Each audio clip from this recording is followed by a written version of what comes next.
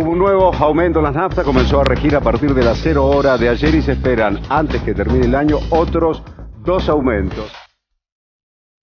Yo trabajo y este costo va directamente a lo que tengo que poner en los precios. Seguramente se van a transferir a otros precios, pero yo tengo esperanza de que las cosas van a salir adelante de acá a poco tiempo. Con un aumento del 10%, las petroleras aplicaron otro incremento, que sumado al de los primeros meses, acumula un 31% en lo que va del año. Y la verdad que es una locura tener que ir soportando estos aumentos tan indiscriminados que hay, que siguen estando todavía. Es un asesinato lo que está pasando. Algún día tendremos que entender que esto no funciona así. Estoy decepcionado, desilusionado, ya no... No confía en nadie. No, ya no confío en nadie. Este gobierno es un desastre, Nadie esperaba, ni siquiera la gente que lo votó, esperaba que pasara esto. El día jueves nos llegó un mail diciendo que el día primero íbamos a tener gas cero. El interés económico general del público usuario, que se va a tener que ir trasladando para ver dónde hay gas, dónde no hay gas. El día primero, así recibimos el Día del Trabajador. Tenemos 75 estaciones de servicio el día domingo y hoy exclusivamente están cerradas por no tener el producto. Y realmente tenemos un 32% de las estaciones de servicio en el punto de equilibrio y más abajo todavía. Yo no advierto a corto plazo, a muy corto plazo, 15 días, 30 días en despido. Pero si esto se prolonga 4 meses, la gente no puede estar. Con mucha bronca, porque encima jubilado, imagínense cuánto es lo que me cuesta a mí poder cargar nafta.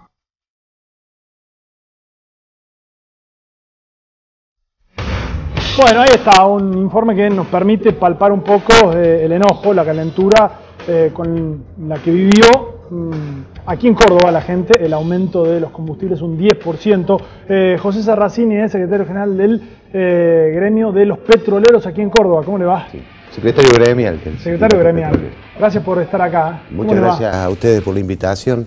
La verdad que es un placer que la voz de los trabajadores esté en estos programas y es una costumbre de ustedes, así que... Bueno, muchas gracias. ¿Cómo ve esta historia? Digo, hay distintos problemas. El que afecta a las mayorías tiene que ver con el nuevo aumento, ¿no? Hoy lo explicó Aranguren, en un rato lo vamos a escuchar, sus argumentaciones, pero tiene que ver con la devaluación. Dijo, más allá de que bajó el precio del crudo internacional, aquí lo que bajó es el peso en relación del dólar, y entonces hay que actualizarlo.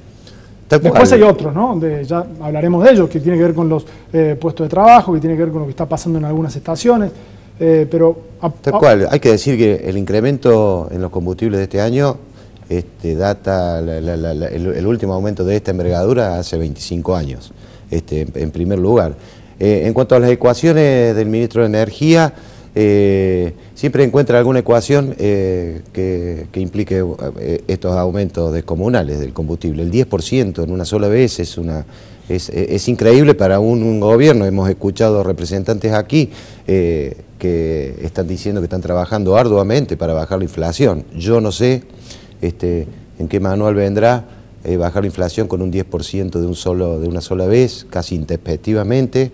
En los hechos la incentiva, digamos. La incentiva sin lugar a dudas, es decir, históricamente el precio del combustible se traslada a un montón, todo se transporta en este país, se traslada casi automáticamente al costo de todo lo que se transporta, entre ellos lo que más nos interesa a los trabajadores, los alimentos, ¿no? Pero estas ecuaciones son inentendibles en realidad. Hoy acaba de decir además de que si el barril aumentara a nivel internacional, volvería a aumentar el combustible.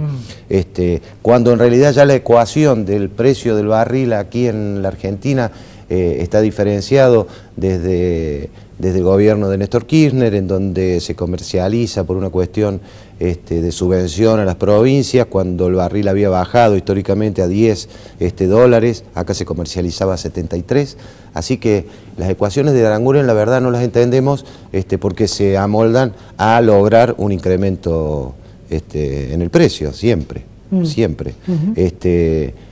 Podemos sospechar, sin temor a equivocarnos, de que siendo CEO de habiendo sido CEO de Shell. Sí, tuvo la camiseta de Shell puesta durante 20 años, ¿no? Yo creo que ahí se empiezan a explicar un montón de situaciones con estos incrementos. ¿Qué sospechas tienen ustedes? Y nosotros creemos que va a favorecer a las multinacionales del petróleo, que en realidad... Bueno, en el puerto ya ocurre de hecho, ¿no? Ocurre de hecho. Escuchaba yo acá al representante PYME, nosotros en Córdoba, todos los que comercializan combustibles líquidos o el GNC son empresarios pymes. Lo que deberían aprender, me parece a mí, por lo menos los empresarios con los que nosotros discutimos, es empezar a mirar para arriba, a discutir con la gran empresa, con el gobierno que impone estas medidas, porque en general lo primero que hacen es mirar al trabajador, empiezan a amenazar con los despidos, y nosotros lo hemos dicho el otro día. Es de jardín de 3 de la escuela de Chicago esto de amenazar con el despido y después negociar salarios o pedir el sacrificio a los trabajadores. Nosotros los trabajadores, cuando miramos para atrás, tenemos a nuestra familia, y cuando nos amenazan con despidos, obviamente necesitamos darles de comer. Pero digo esto, por gastado parece un eslogan, pero realmente creemos que desde el gobierno nacional, desde las pymes, desde las grandes empresas, tenemos que empezar a mirar para arriba y discutir para arriba, porque nosotros los trabajadores no estamos hablando de una espera para vivir una primavera. Nosotros vivimos el día a día con los salarios e incrementos de este tipo, lo tiran absolutamente para atrás, y el empresario lo primero que empieza a mirar es cómo achico con algún trabajador menos y con el que queda que se multiplique. Vamos a escuchar unos segunditos a Aranguren y después le voy a pedir a José que nos dé su punto de vista respecto a esta explicación que da Aranguren, porque habla de cuidar el trabajo, Juli. Así es, esto es lo que dijo esta mañana en diálogo con Radio Continental, donde justificó este aumento del 10% en combustibles, que recordemos que en lo que van estos 5 meses sí suma un 31%. ¿sí? El ministro, bueno, entre los argumentos que utilizó, por un lado se refirió al atraso tarifario del gobierno anterior y a la devaluación. Y bueno, si bien no pudo afirmar que va a haber que no vaya a haber un nuevo aumento en combustibles, por lo menos dijo que el gas no va a aumentar este año. Así que vamos a escucharlo. En promedio, en lo que va del año, el tipo de cambio está en 14,50, lo cual significa un incremento de ese commodity del orden del 50%, que cuando le aplica la caída en dólares del 10%, significa un incremento del precio del petróleo crudo en pesos del 35%. Ese incremento, en lugar de aplicarlo en forma de shock o de una única vez a principio de año, fue implementado en forma gradual, 6% en enero, 6% en marzo, 6% de abril y ahora un 10%, lo cual acumula al día de hoy un incremento del 31% cuando el costo del insumo principal aumentó un 35%. Eso intenta explicar por qué en la Argentina, en pesos, el petróleo crudo y los combustibles aumentaron en los últimos meses. Bueno, lo último, en Continental también dijo que se hace esto para preservar el trabajo de las personas que laburan en el rubro. Sí, la verdad es que es difícil de calificarlo. Es difícil de calificarlo, primero porque un aumento del 31% de los combustibles, yo insisto en este concepto, se traslada inmediatamente a todos los costos. Esta ecuación en función del tipo de cambio y habla más de un CEO de la Shell que de un ministro que tiene un ministro de Energía que tiene la responsabilidad o la corresponsabilidad de gobernar este país. Porque eso, insisto yo, con esta figura, recién lo decía el compañero Morcillo, cuando esto impacta en la economía del trabajador, de lo que estamos hablando, no es de que traemos un barco menos de petróleo a nuestra casa, estamos hablando de comprar menos comida, estamos hablando de alimentar peor a nuestros hijos.